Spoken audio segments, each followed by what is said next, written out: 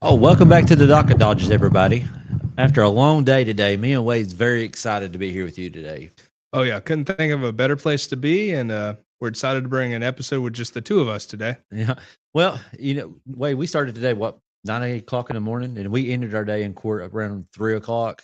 So, I mean, it's great to be here, and it's great to talk about some issues with you guys. Absolutely. Uh, the first one, we have some very tragic news Oh, to talk I know about. it was heartbreaking to me because I always feel like I love that song that he came out to whenever he was a wrestler. Real Uh, American. it broke my heart when our bailiff today, Dusty, started breaking out in I song. know.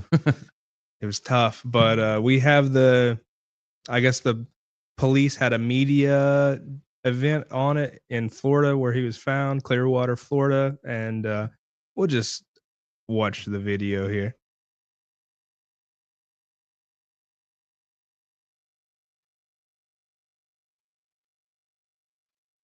Colorado Avenue for a medical related call. It was discovered at that time Terry Bollea, also known as Hulk Hogan, was experiencing a serious medical related issue. Personnel provided medical treatment at that time and transported Mr. Bollea to Morton Plant Hospital, where he died at 11:17 a.m. The Colorado Police Department is conducting a death investigation, which is standard in these types of cases. There are no signs of foul play or suspicious activity related to this call for service at this time. That's very sad news. I mean, we all grew up. I mean, I grew up in the '90s, early 2000s, and it just loved WWF wrestling. Loved Hulk Hogan, So WCW, all of it. those acronyms really mean nothing to me, but I guess that's your time. What was your record? Was it WWE? Yeah, WWE. that's when Vince McMahon bought all of it. Yeah, Hulk Hogan was retired, I want to say, most of the time and Yeah. on the outs with Oh, Vince oh yeah, McMahon. but we had NWO. We had the takeover whenever I was growing up. So I'm glad I got to live through some of that stuff. Little Hollywood Hogan. Yeah, yeah. All I know about Hulk Hogan, other than the video games, is he had the scandalous tape that came Oh yeah, out. the sex tape, or the Yeah, smack tape, whatever. I'm trying to yeah. learn from Hillbilly Crime how to say this stuff on YouTube. I'm still new to It's okay. I'm it. sure no one will report us. How many viewers do we have? Oh, we got two. We got two. Hey guys, if you're watching it with us, please hit the like button and comment. We'd like to hear what you guys have to say and interact with you guys. We're going to try to do these at least once a week. Yeah, and I'm sure somebody out there has a good Hulk Hogan story. You know, what do we got next on the docket, Wade? This one is a little bit of a conspiracy out of Nevada. Oh wow. We got a former, I want to say, chief of police, something like that. He had a administrative position, and he had uh, a buddy who wanted a job, and he kind of set his buddy up to take the job by framing someone else for some fraud allegations. So we want to give a. This is the civil rights attorney, right? Yes. Civil rights lawyer. Yep, the civil rights lawyer. So we want to give him a shout out. This is his video, guys. We're reacting to it, but please go to his channel, and give him a like too. I'm sure he doesn't need the help from the Docket Dodgers, but yeah, the second best beard in West Virginia lawyer talk. Yesterday. Although a warrant was not necessary because Sheriff Sharon Worley has always turned over records to the FBI upon request. David Brukowitz was a big deal in Nye County, Nevada. A captain in a sheriff's office, he was the face of law enforcement in Pahrump, Nevada, showing up on the news, on social media, and even on police reality shows. He was continuing to reach in his waistband. Put your hands in the air, both of them! Keep them over your head! And it turned out he was just in pain, and so he was reaching for his legs. But behind the So were you a fan of Cops? yeah. I love Yeah, Cops. And when it went off the air and Live PD took over, it just didn't have that same, just smack him with a nightclub attitude that I was used to. Cops was just wild, and I loved it for it.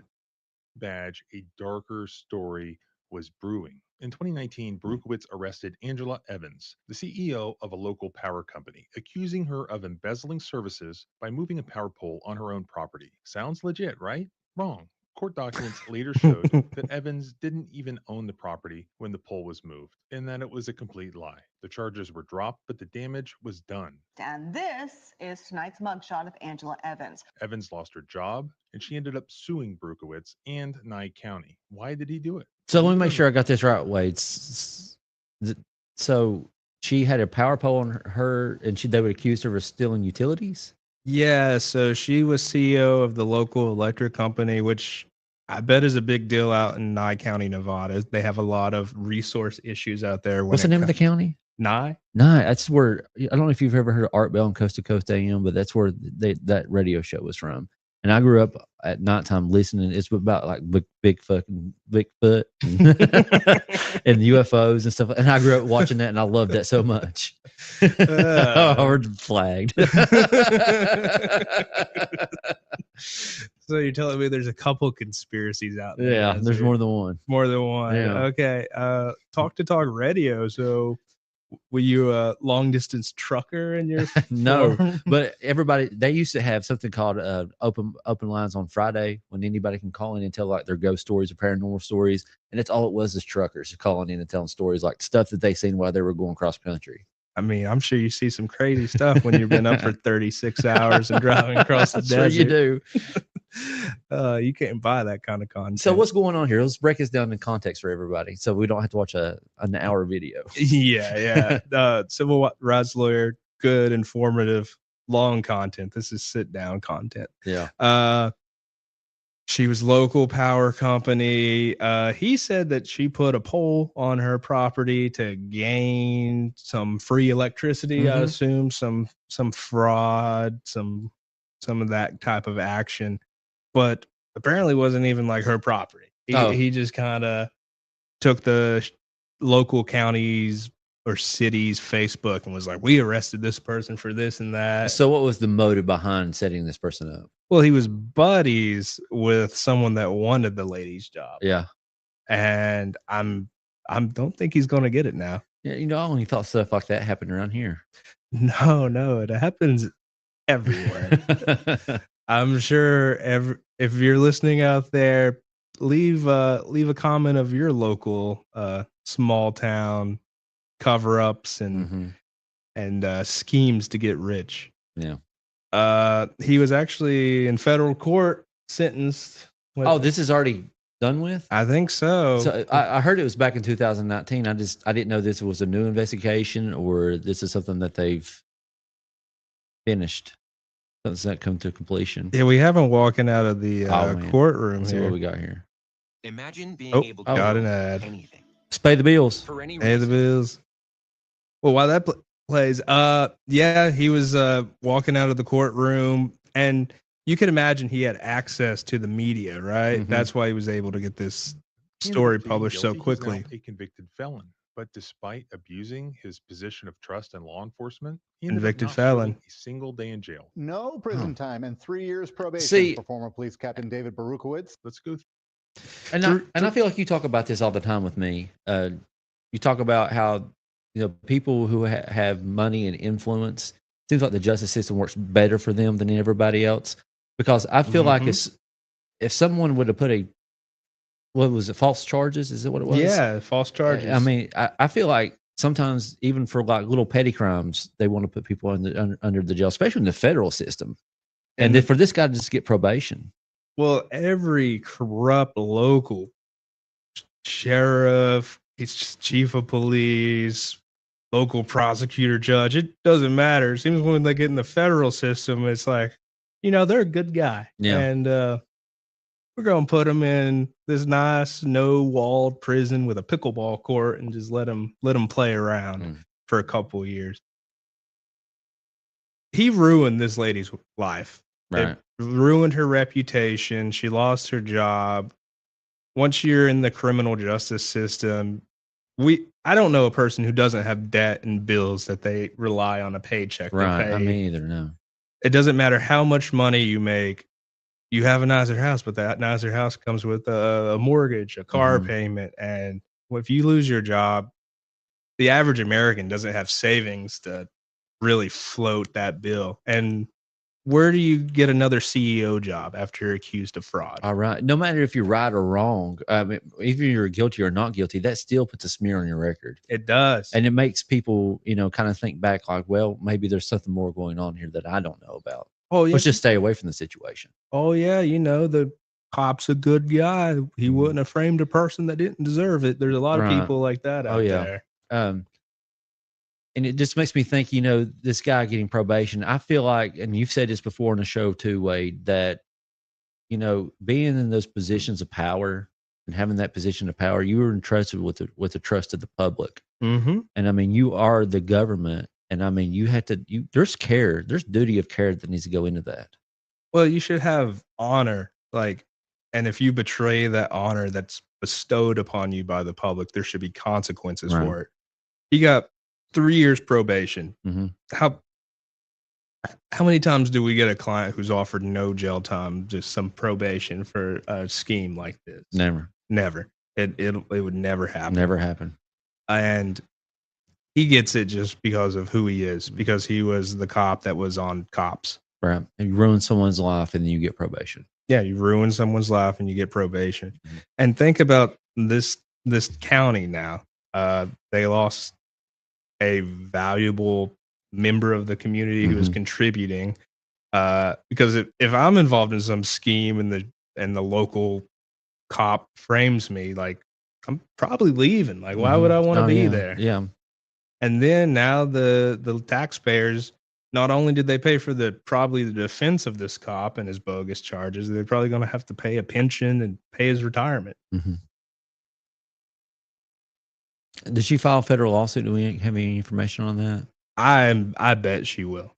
Why would you not? Well, especially with someone like the civil rights lawyer picking it up, you would imagine. Yeah, the fact that it's coming out, normally when these things come out, it's because a lawsuit has been filed. Mm-hmm. And I guarantee if we watch the rest of the video that we'd probably see something to that effect. I agree. What we got next, Wade? Well, this one is a humdinger. It's a Mayor Dingus up in Butler, I love this Ohio. one. I love this one. This is some Andy Griffith stuff. Oh yeah. They would only give Mayor Dingus one bullet, I think. I think I've told you this before, but that was my nickname in my family for a while, was Barney. Because we used to go rabbit hunting, and I had one bullet in my pocket one time, and my gun wasn't loaded, and a rabbit had went by. I was trying to get that bullet out of the pocket. I was doing this right here, so I had the name Barn for a long time. That's some tough allegations to overcome. Mayor Wesley Dingus running over Anthony Ward with a red car on July 11th. Ward's left leg got caught in the wheel well and was sucked under the car where his left leg was rammed. Is it presented? Ward is convicted of sexual battery and was wanted for violating parole. On Monday, Chief John Fletcher told 19 News Dingus saw Ward in the passenger seat of a car. The mayor followed the car while calling the Village of Butler's police chief. Ward, driven by his grandmother, pulled into a gas station at the same time as the Butler police chief and mayor. As Ward exited the vehicle, he informed the chief that he was not going back to prison, and a scuffle ensued as he exited the vehicle. Mr. Ward was able to break free from the chief's grip and then started to run across the road away from the chief. The chief took chase after Mr. Ward, yelling for him. I'm just going to pause this real quick. How tired does that poor cop sound? He sounds really tired, and he sounds like he's got a lot going on with what the mayor. We haven't heard it yet, but what the mayor did in this video. Yeah, he's got a lot on his plate to try to figure out. He does. Stop. After that, Chief Fletcher says Mayor Dingus hit Ward. Ward then slid off and continued to run into what they call Independence Alley, where the red vehicle attempted to prevent him from further running and struck Mr. Ward. Mayor Dingus told police he struck Ward by accident. Belleville units interviewed Mayor Dingus at the scene, and officers conducted second interviews with him as well. When asked about the mayor having authority to arrest a citizen, Chief Fletcher said this. A mayor technically is the top. Whoa, hang on. In any given town. And pause it for Belleville one is second. located 5 Well, it's miles from the over with village of anyways. Yeah, and it's over. basically what he said was the mayor's a chief law enforcement officer in that little town there, and he has ability to arrest. But my thing is, he didn't arrest him. Does he have the authority to run him over? He arrested him. But I mean, that just goes back to those factors when they can use force. Can you run over someone who's running away? Well, if you're in Butler, Ohio, No wonder that guy didn't want to go back to jail. I'm not going back. Okay, I think it's important for local communities to have an active mayor. The mayor knew this guy had a warrant. Yeah. And he went and got him. He's a man of action. He is a man of action, and I think that's going to be a tough race for anyone who runs against that mayor. I don't see many mayors. I don't either. That's a good slogan. I'm tough on crime. He's tough on crime. We'll put a sedan through crime. Okay, when it comes to the use of force factors, we're going to talk about the use of force continuum now. This is not on it. I promise. Do you think the Butler, Ohio use of force has any running people over with cars? Yeah, I say that's number one. If he's running away, run him over with your car. Oh, okay. That's in the policies in the rule book, probably. Well, that's some Arkansas State Patrol stuff right there. He just got. Have you seen those videos on YouTube of the Arkansas State Troopers, whatever? Man, they will flip your car in a heartbeat. You better not be a pregnant woman who's afraid to pull over on the highway. Yeah, they will flip you. They will put you into the wall.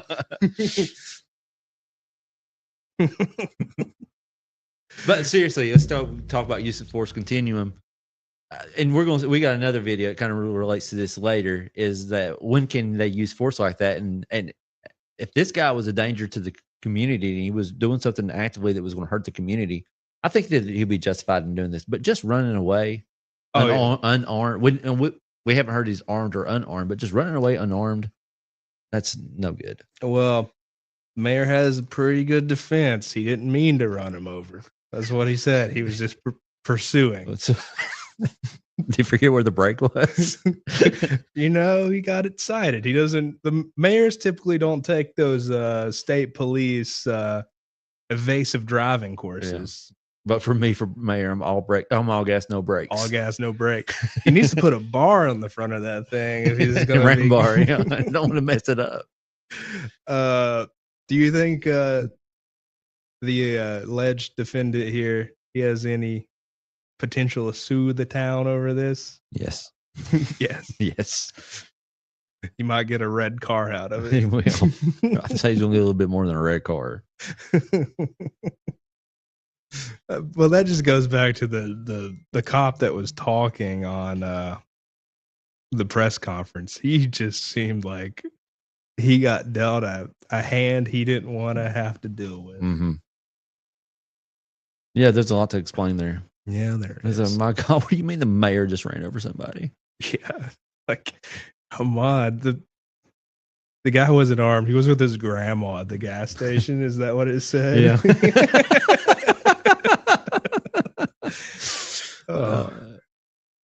Okay, what we got? This next one I thought was interesting. It was a cop asking to put some sort of digital reader into someone's car. And that comes up to I thought you would need like a warrant or at least probable cause to do something like that. But we'll see what you have to think when you watch the whole video.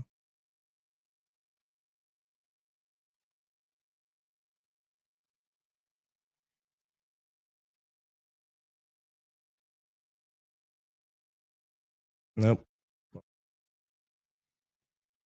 Hang on. We'll get it there. Aha. What it does is read. This short. I got a question for you, my man. You don't mind if we basically plug up to the vehicle to check the components of the vehicle? Basically, what it is, it's an OBD sensor. What it does is read all the VINs and everything that's on the vehicle. The reason why I'm asking is because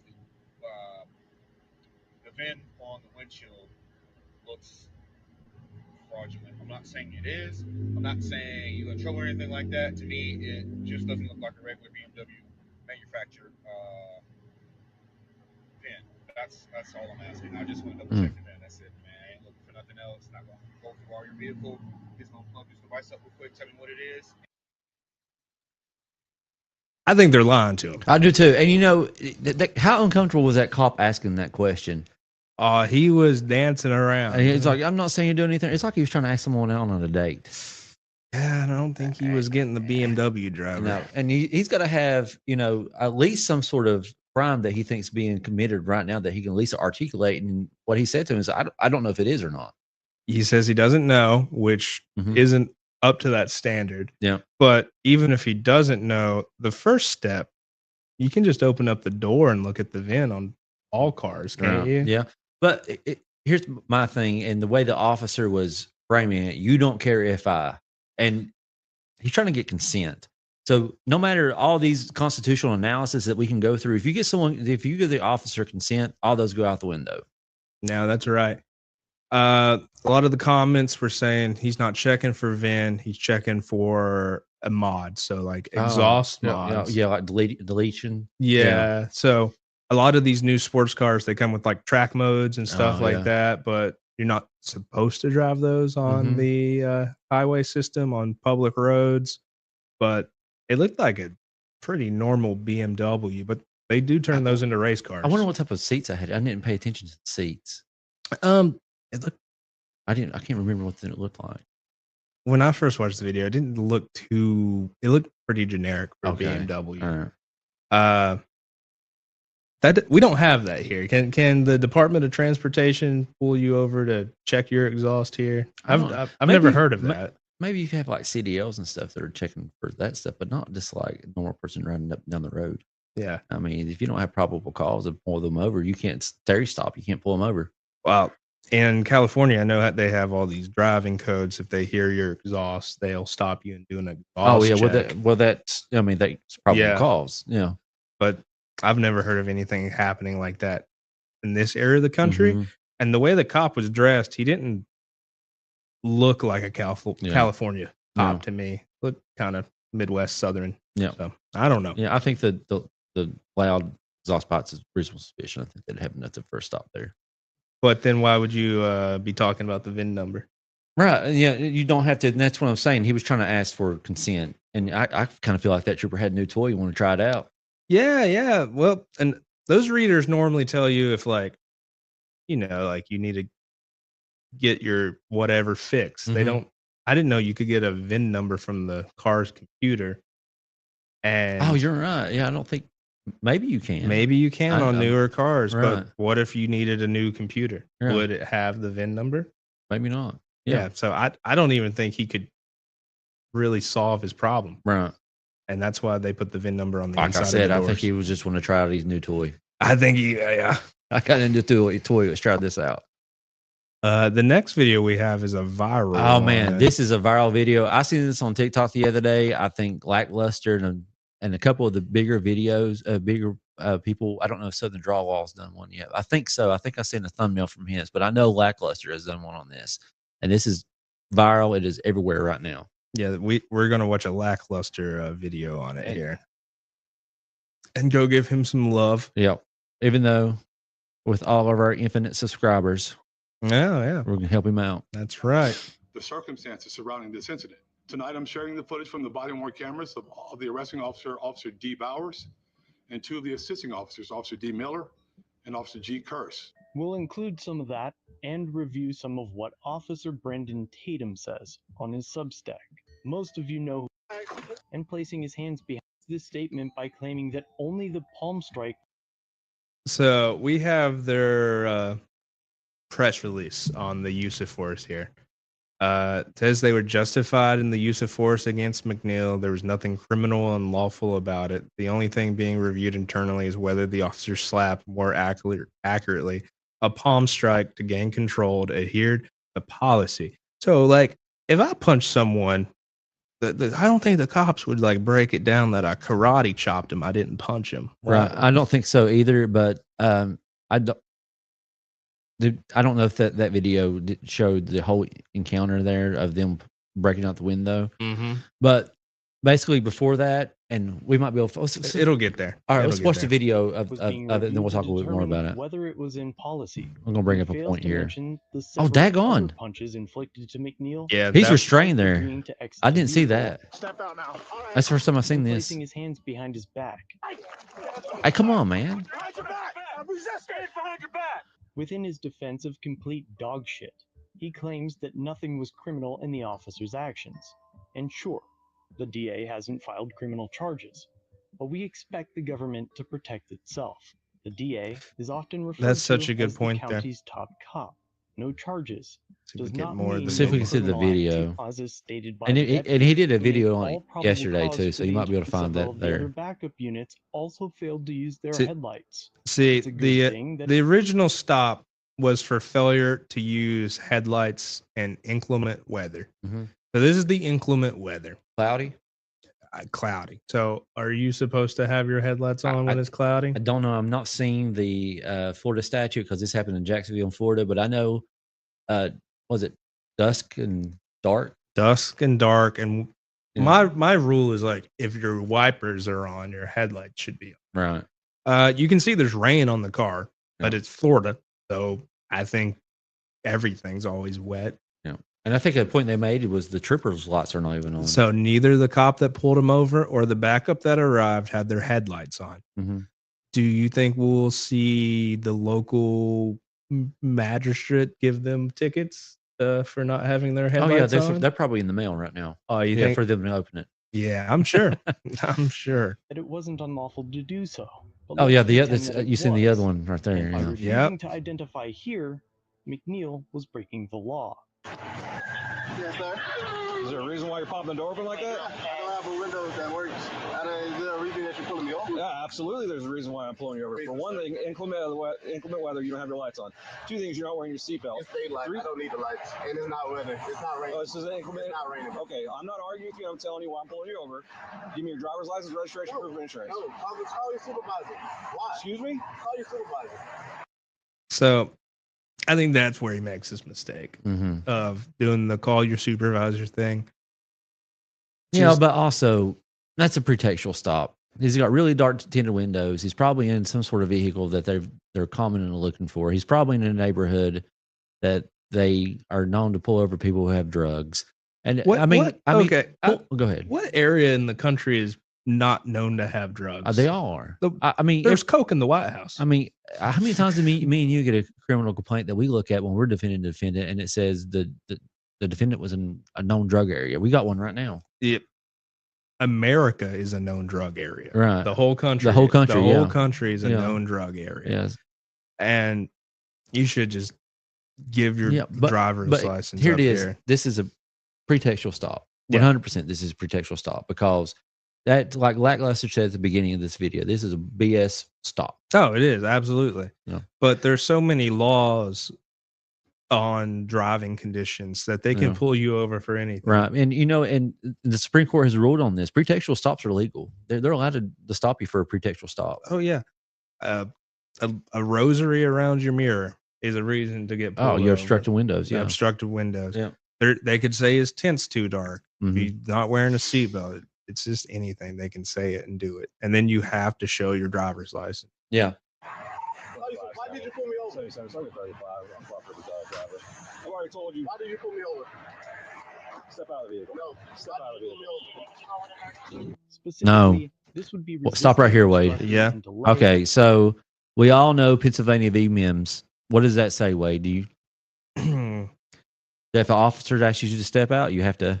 Well, I think it says if the officer is fearful for his safety, Yeah, but he doesn't have to give that reason to the occupant. he doesn't have to give that reason, but he has to believe it. Or if it's part of his routine. We've seen there was a Supreme Court case that says that there was an officer, and it may be Mims or something closely related to Mims, that officer routinely, when he pulled someone over, he always asked them to step out of their vehicle, and it was part of the officer's routine.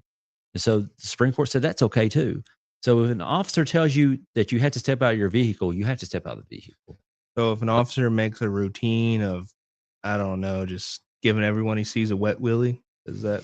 I think it's a little bit different. Oh, okay. Yeah. Get here to his words. Use of force does not mean abuse of force. What would you say reasonable force is in this situation if someone locks their door on you? Well, he's actively resisting because I guess at that point when he told him not to get, that he said he wasn't going to get out and he was not complying, that he was obstructing and resisting. And so, I mean, I guess that they can get him out, but I mean, I think breaking the window might be okay, but the sucker punches is what I think is not okay. That was a tactical palm strike. For someone sitting still?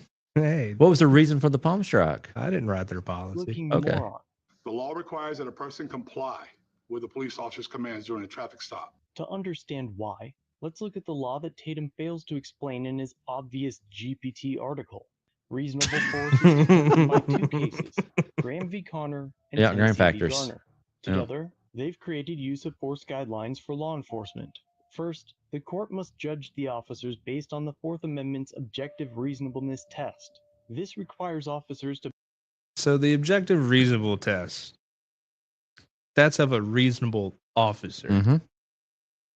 Do and it can be with same training and same circumstances. Different officers with the same exact training and very similar circumstances are going to make different decisions. Yeah.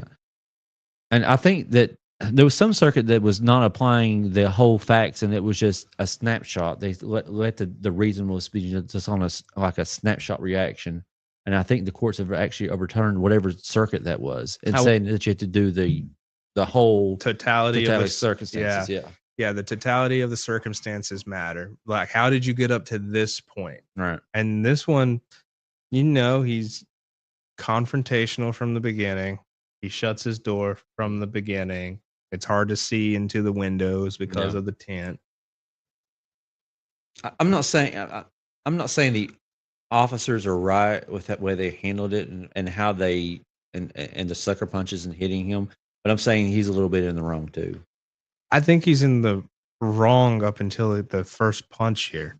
Because look at him, he's so calm throughout. Whether the suspect poses an Right immediate there, threat he's just and standing whether they were still. actively resisting or Hands up. attempting to flee. By now, you may have heard that McNeil had a knife, but who the fuck doesn't? It was never in his hand, and upon Thanks, review of the Lackluster. video, You're killing my the live narrator stream. reached despite the officer's lies on He the police doesn't report. need. But He doesn't follow the frankly, low, rules. that nearly every officer that responded to the scene was in active violation of the same Oh, law they're getting McNeil tickets. was originally pulled over for. No No headlights. headlights. No Oh, he's getting a ticket. No headlights. That's a ticket. No headlights. That's No a ticket. headlights. That once the door was opened and he was ordered out of the vehicle, McNeil responded with, "All right," Step out now. All right. and likely would have allowed the deputies to remove him, cuff him, and put him in a cruiser. But instead, three deputies... The punches on the holding ground, I opposite didn't directions see. Grabbing him by the punched throat. Yeah. him to the ground. In fact, He didn't have time to reviewing the resist. body cam No. frame by frame, And he didn't have a McNeil can be weapon. seen putting No. his hands behind his back before saying, "No, don't punch me."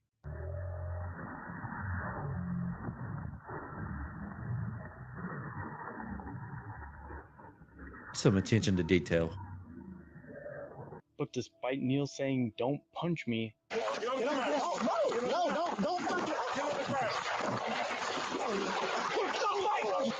Oh man, they put his head into the pavement and everything. Oh yeah. All right. Right here, this punch. Yeah. Right there. the records clerk added subtitles that read, "Don't touch me," seconds before being punched. Wow. He said, "Don't punch me." And the clerk added, "Don't touch me." You think that was intentional? Yeah, because it looks like active resisting. Yeah, I think so too. Wonder who the clerk is of that county. Kim Davis? I don't know. Second, third, fourth, fifth, sixth, and seventh time. 7 punches while on the ground. How does The same how does clerk punching added someone in the "officer lower back unintelligible" do that? when the officer yells clearly, "Stop fighting," before punching McNeil in the legs and lower body several times, though McNeil already had his hands behind his back despite being punched in the Were they face punching him in the twice, back? thrown They to were the punching him in ground. the lower So, back, butt, legs. A part of that force continuum thing, they're supposed to avoid your middle extremities. It's supposed to be your lower extremities is what they're supposed to target. They're not supposed to hit you in the back. They're not supposed to hit you in the chest, face. So cops aren't supposed to put their necks on like your spine and knee and No, or your throat. They would never do something like that, would they? And I want to talk about the rampant use of steroids in our police forces. Like you think this guy's just lifting weights all day? They got free gym memberships at their sure. having his face mashed into the pavement. After the incident, I'm just thinking Bowers they all wrote in look a his little incident puffy. Report, the suspect was reaching for the floorboard of the vehicle. What's with a reaching? large His knife hands was right here. Yeah, It was like this. was sitting. This was obviously written to obfuscate the truth, so idiots like Tatum would point and say, "See, had." Out his car, officers found a large, unsheathed, serrated knife on the driver's side floorboard. But the fact is, the deputy knew that the incident was being recorded from inside the vehicle, which clearly showed that McNeil never even so much as glanced towards the knife.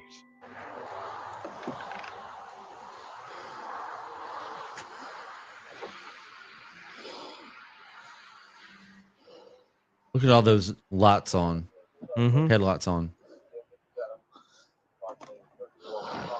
What about all these cars driving by that don't have their headlights But I on? bet he took days off for his injured hand.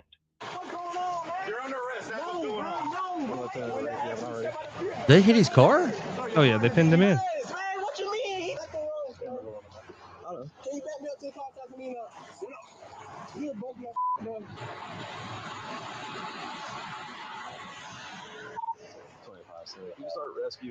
And now we're adding even more policy violations on top of the unlawful stop and excessive force.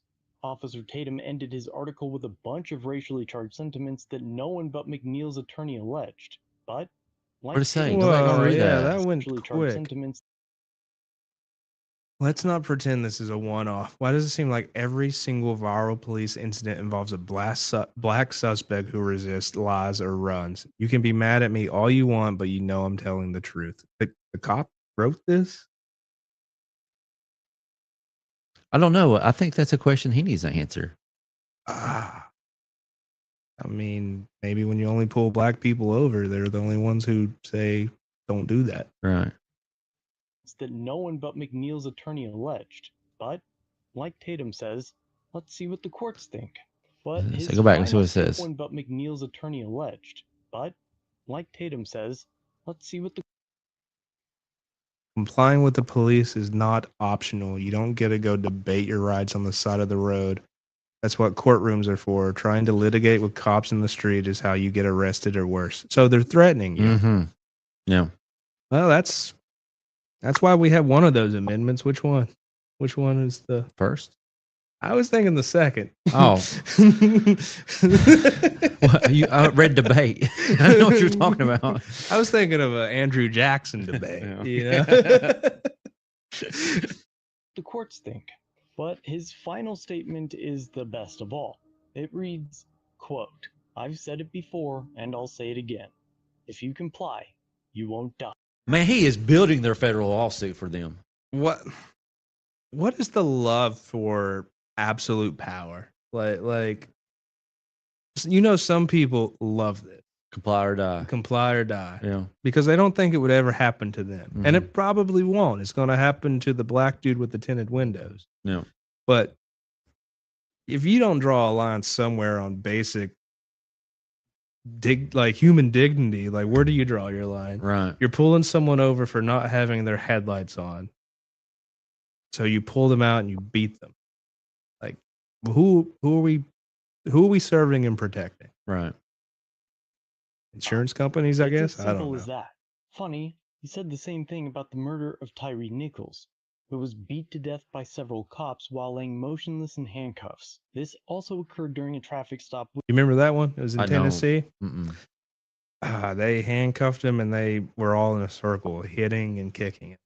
And Wow. wasn't even racial because all the cops were black, yeah. With no probable cause. And the young man here can save his life by just listening to what they say. This ain't a courtroom. Golly. Well, not a crackhead. He kind of looked like a crackhead. I don't know if he's on crack. You go to fighting, you go to resisting, you go to running, you're going to necessitate a response of a use of force. Kids, Who's this? children, I don't know. out there, It kind of looks like a crackhead to me, police though. officers, citizens, if you ride in the car, you get pulled over. When they tell you to do something, you do it. It's really not that hard. Do you want to live or do you not want to live? Most of the time, and this is my training and experience, when you obey the police officer, Look at those it's done real comments. fast. And despite the 2 officers that took plea deals for their actions, the rest were acquitted other than witness tampering charges. Why? Because the U.S. finds itself in a similar time as when George Washington rafted across the Delaware River to greet the Redcoats and to wish them a very Merry Christmas by making the snow change colors to the same shade as their uniform. I was going to say that. When I read that Comply or Die, that makes Yeah. me think of that flag that they was flying back during the American Revolution. It said join or die. Yeah, the join or die. Yeah. Well, why did we have a revolution? Because we had someone telling us to comply or die. I feel like America has always been on edge with this whole power struggle between individual rights and like the federal government. It used to be the king. We overthrew the king. The goal was to have a small government, right? West Virginia just got this $1 billion opioid settlement, right? It's supposed to help fix what the opioid epidemic caused. Most of the money is going into policing. How is that going to fix the opioid epidemic by It's having more not. cops? No, it's going to just incarcerate more people. And were you the one to tell me that incarcerations in West Virginia, that there's more incarcerations in West Virginia than Per capita than we lock more women up than anywhere in the world. Wow. And I was talking to her father used to be, I don't remember her name, but her father used to be a doctor here in town. Mhm. And she left and she was a federal public defender for years. And now she works at the Harvard Institute for like criminal justice reform. She wrote a book on it about just how many people we put in jail. And I had an older dad, and I think when my dad was in his 20s and someone did something wrong, the cop would drive him home. Right. Like something like that. Like you would spend a day in jail. You don't get a criminal record. Mhm. Now you're labeled as a felon, and they put people in jail or on home confinement that you have to pay for. The regional jail is supposed to hold 380 people. We're over 400 every day. Sometimes they get up to 600. And this is my big rant too. When we work magistrate court cases and we see these younger people coming in with possession charges, and what I feel like that we do when you have someone that's 19, 20, 21 years old, and we give them a misdemeanor charge, I feel like that sets their whole life on a negative trajectory for the rest of their Mhm. life. I feel like these people need a chance, especially young people who mess up. They need a chance and need help. Not everything needs to be a conviction and put under the jail, especially with drugs. Well, and when you have those convictions, the only places, and they're so proud of it, we hire felons and convicted people, are your big box stores, your chain stores, your fast food, who just refuse to pay. They leech off the system. Most of their employees are on state benefits because they don't get paid enough. Mhm. So the government is subsidizing people to be slave wages for these large corporations. And how do you get out of that cycle? Like, and around here, where do you even get a job that's good? Right. Yeah. There's no good jobs. Yep. Unless it's medical field or grocery, I don't know what you do here. And you can't work in the medical field or be a teacher or anything like Right. that, or work With for a the record. government. That's If you what I'm have a saying. record. If you give that a young person a criminal history, that sets their whole life on the wrong trajectory for the rest of their life. Yeah, it really does. Yeah. Man, we went on a rant. Yeah, I think that's what this is what this is for, is to go on rants. Anybody else want to go on a rant out there? You want to switch to a happier well, actually this is a sadder topic. It's about Wait. it's the poor people of McDowell County. who have been just abandoned by their government. McDowell County's always been abandoned by the government. Yeah. They struggle down there. And this relates to the flooding that they've experienced and the fact that people aren't getting help from the government. Recently, Patrick Morrissey said, we're going to help out with the Texas flooding, but we have people who don't have clean water, who can't access their homes because bridges have been wiped out. And I think we need to help the people here. I think that's important. Most of the resources that have been sent down there have been by churches or private organizations, which is great. And I'm all about, I think everyone helping out their neighbor is great because the government's not efficient, but I don't think we should be promising resources. Moving home for the summer from college is already stressful enough, but this is how Tara Cummings had to move her daughter home this summer. She lives on Sunburst Drive in Gary, and these days, anything that involves coming and going from the house is daunting. Every morning we go behind our house and get on the railroad tracks and walk till we can get to the road, which is probably like a mile and a half walk. And we have to do that to go to work, school, grocery shop, everything. They've been on foot since February when their bridge washed out. So they've been parking their cars at a nearby clinic and making that daily trek, one they know is illegal and dangerous, but it's this or nothing. My son has to walk to go to school, so we have to make sure we get up to take him to school. He shouldn't have to go through that. He couldn't even go to prom because I didn't want him on the tracks in a suit. It was a private bridge, so a solution is complicated. Residents feel they've gotten the runaround when it comes to an alternate route or a new bridge. Every day walking the train tracks is not getting no better. We didn't have multiple people who failed. My sister didn't fail, a friend of ours didn't fail. And this, after a while, like getting caught in the rain and so forth, and not even able to bring proper groceries home. Like, it's an inconvenience, and it's like no one cares. Cummings says so far they luckily haven't had any life-threatening emergencies, but doesn't know how first responders would even get to them. For 5 months now, this has been their reality, a heavy weight to carry, both physically and mentally. Get us a bridge, get us a walk bridge. I mean, we don't even care if it's a walk bridge. We just need off these tracks. It's life-threatening, you know. In McDowell County, Anna Saunders. So they basically have to trespass every day on railroad property to get off their property. Well, you think about how the railroad got that property. I'm sure it was a lot of eminent domain that really went in. Like, the nation needs this railroad. We're taking this property. We're building a railroad. Don't these poor people of McDowell County need a road, need a bridge? So you would think they would have had federal assistance by now. You would think that anyone, federal, state, but that's not the case. Years ago, we had a flood here in Mingo County, and same thing. The state would not help at all with a private bridge. They said it's not their problem. But it seems like there's more than one resident living there, right? Yeah, same thing here. Multiple residents. Right. We actually had the Amish come here and build a bridge for people. They came down from Ohio and built a bridge in a couple days. And I don't know why the government can't do that. Why did we? Seriously? There's a great. The government is the most efficient thing on the planet, Wade. Well, it is. If you back in, I want to say the 60s to 80s. Yeah.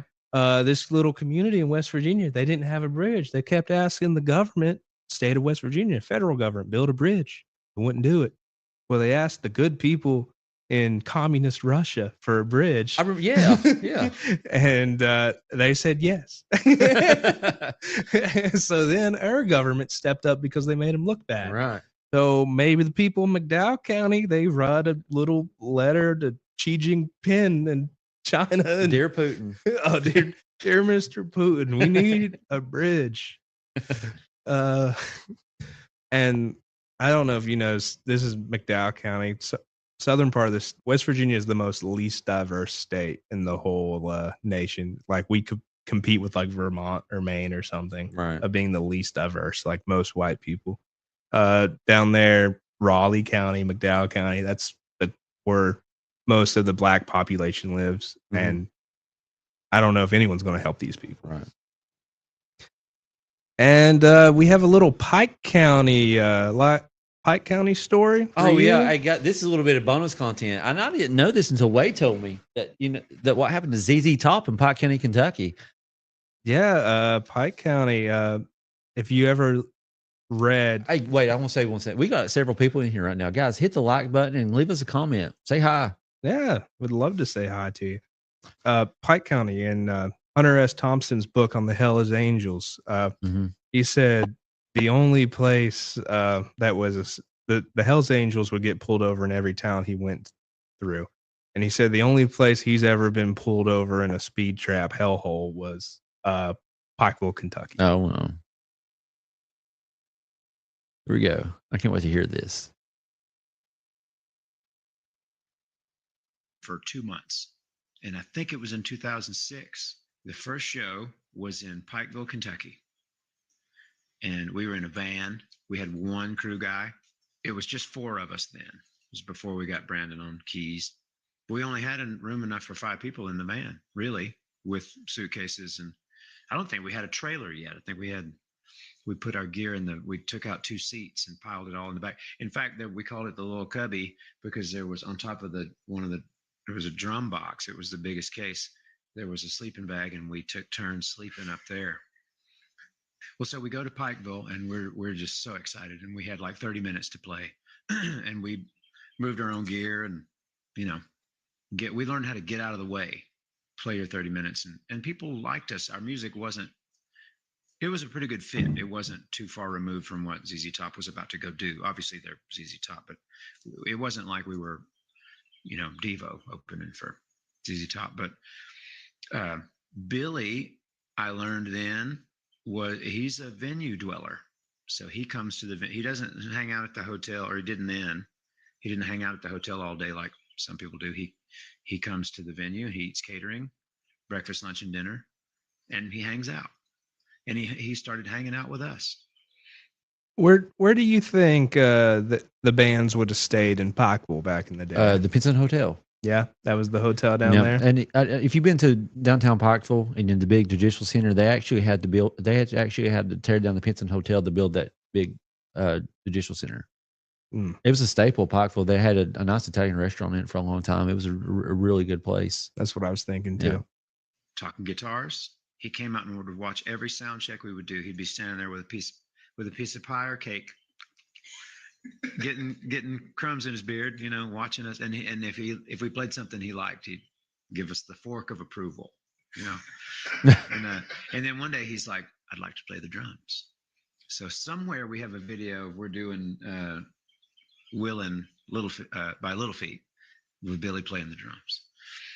That night, though, back Pikeville, Kentucky, here we are. We're so excited, and we play our show. And their tour manager, Pablo, who we love dearly now, we just met him.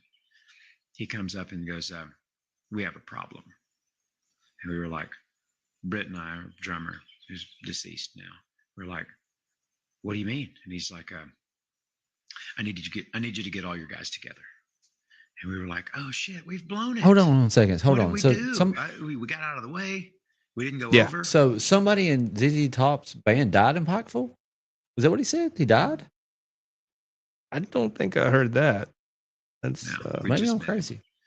He comes up and goes, "We have a problem." And we were like, Britt and I, our drummer, who's deceased now, we're like, he died now. What do you mean? Oh, okay. Yeah. That's what I'm saying. I need you to get all your guys together. And we were like, "Oh shit, we've blown it. What did we do? We got out of the way. We didn't go over."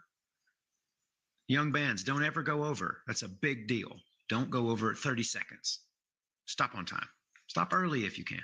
This guy can make a 2-minute story 20 minutes. The problem was, well, I think the day before that gig, they played the big Houston Rodeo, which is their hometown, obviously.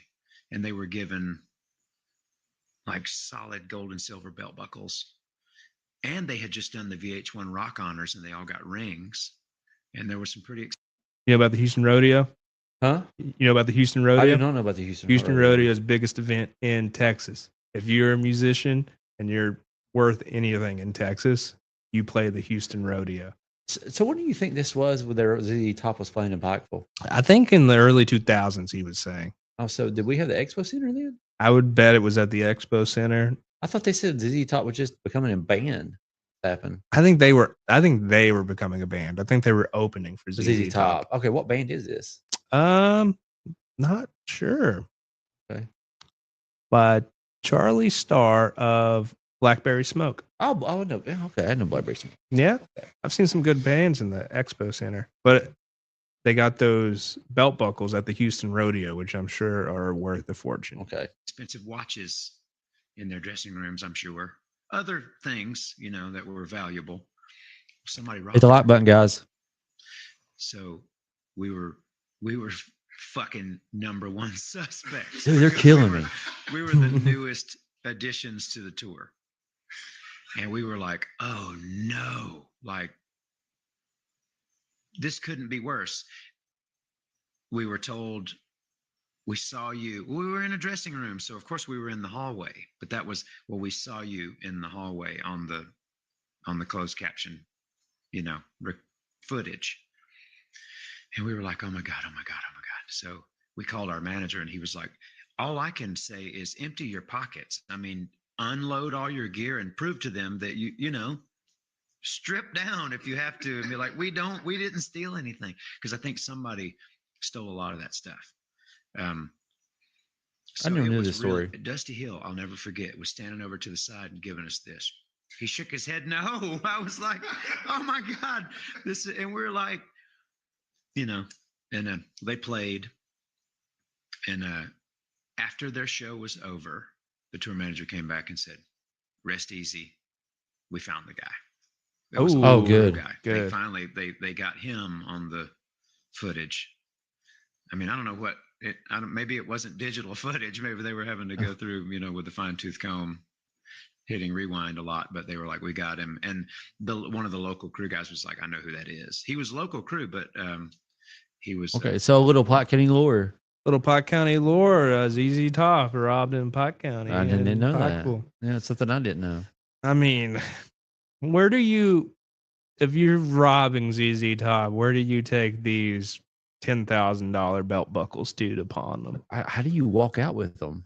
I don't know. You're running around town looking like a WWE wrestler. Look like Hulk Hogan. You look like Hulk Hogan out there. Yeah. You want to talk about, before we get off here, Brian Kohberger? Because I'm sure my wife wants to hear all about what I had to say about it. Well, even though she knows 10,000 more things than I know about it. I say bring her on here and have her talk. We need to. We know an assistant prosecutor we need to bring on here too and let her talk about it. I think so. Yeah. She knows everything. You know what's going to happen. If we bring both of those in, we'll just have to get up and leave. That's fine. I think we'll have more views than we've ever had. I do too. Do you want to talk about it though? His sentence. Happened. Yeah. He got sentenced, and I don't know if you watched it or not, but I watched it a little bit just because my wife watches it, and I'll admit that I didn't keep up with the Brian Kohberger case like I need to. Even the assistant prosecutor the other day tried to ask me questions about it. I'm like, I have no clue what you're talking about. She's like, you have a podcast? You don't know nothing about Brian Kohberger? I said, I know a little bit, but not like what you know. I've been doing good. I've been pretending to know a Yeah, lot. it's like, Yeah. But one thing I noticed at the sentencing is that, man, this guy had such a blank stare the whole way through. I thought he looked like just a real nice guy. Did you? No. I think he looked like he had no emotion. I mean, it's hard to not get emotional when you see these people sitting there and they're crying and they lost their loved ones and having to hear the stories about what their lives have been like. And I really didn't, we know that some of these things go on and like we report on, just like we reported on Brian Epperson.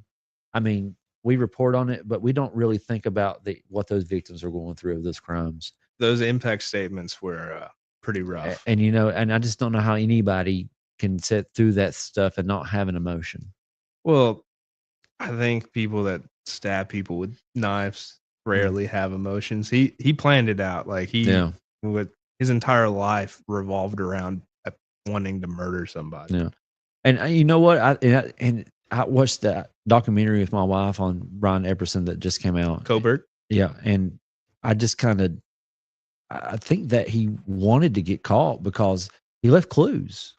He did. Well, I thought he's a narcissist, right? Like these guys are always narcissists. He thought he would get away with it, and he, like the Riddler leaving behind like a clue. Yeah, like it's I'm really smart. I'm smarter than that's you. a great name for Brian Kohberger. Is the Riddler? He's really like the Riddler because he left that sheath, and then they had a Facebook group about the Idaho 4 murders.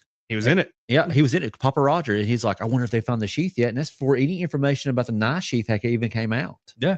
So I mean, it's like that he was this criminology major, and he got so entwined in this stuff, and he was like, I want to do that and see if they can catch me. Yeah, and well, he wasn't as smart as he thought he was. Yeah, and I feel like he wanted people to talk about him.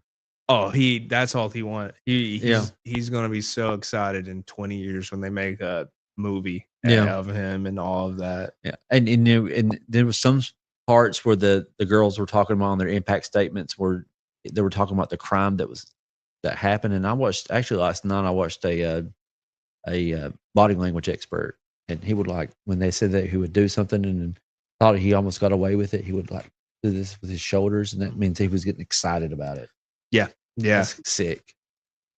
And you were saying the way he was just sitting there. Yeah, it was cold, man. It was just like there's certain people when you look into their eyes, they're not human. Yeah, they're not there. Yeah, they're not there. It's black, it's dark, and you can just see it in their eyes.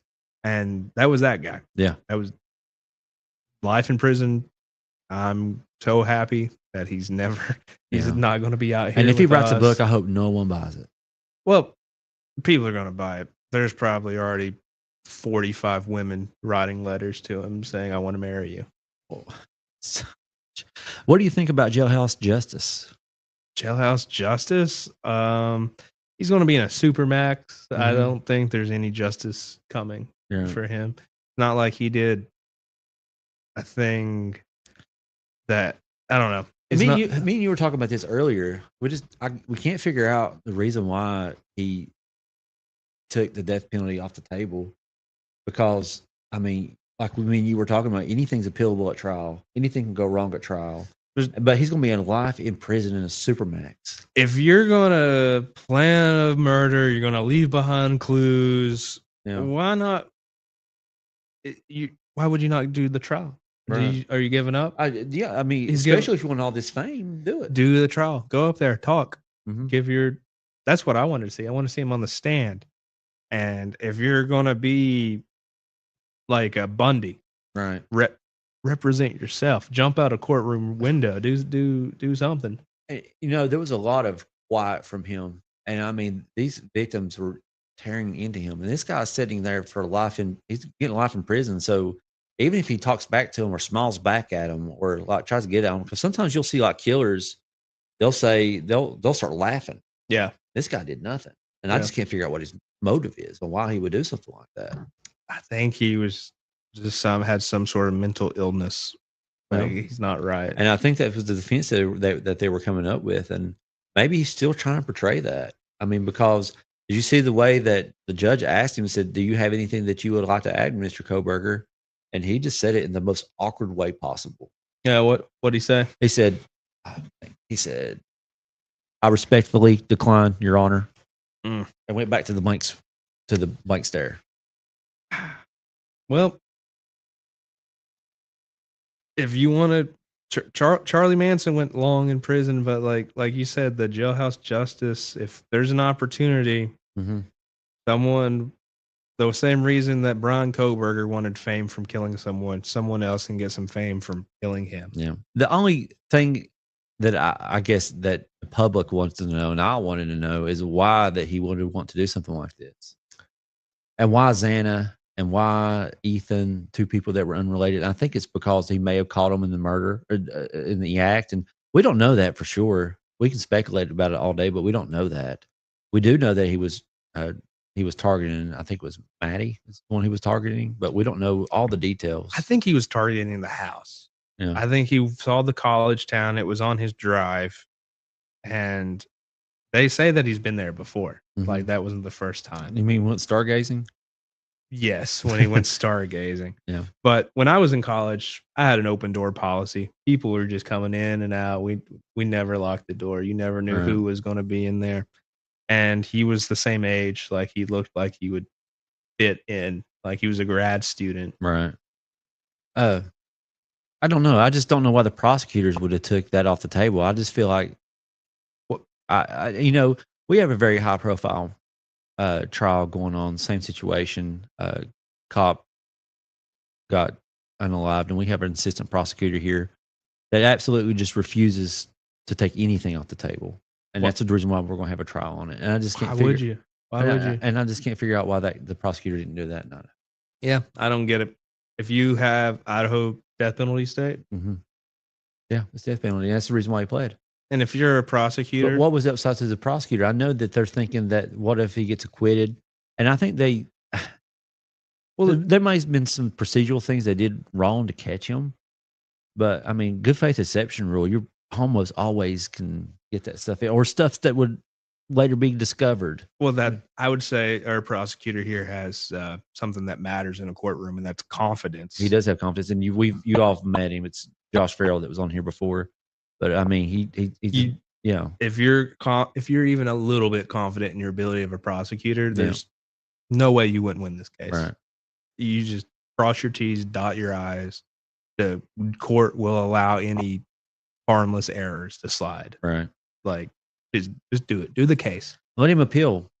Let him appeal it. The worst thing that happens is a new trial, and he gets convicted again. The families, I don't want to speak for them, but I'm sure some people out there wanted the death penalty. Oh yeah, I think we all wanted to see it, and I think a lot of people are uneasy with now that he's going to be in jail the rest of his life, and he loves criminology, he loves criminals, and he's going to be around the people he loves. Oh yeah, he's a kid in a candy store. He got exactly what he wanted. Yeah, and I think that's not sitting around people. I agree. All right, you got anything else? I think that's it for this episode of the Docket Dodgers. Well, this is fun. Yeah, we do this all the time. Way better than this morning. The chat was so chatty today. Yeah, I mean, we got viewers. Those of you that just tuned in, it's going to be uploaded. You can see the beginning of it. Just thanks for being here. Yeah. We're going to do this weekly. Yep. Thanks, guys. Thank you. Goodbye.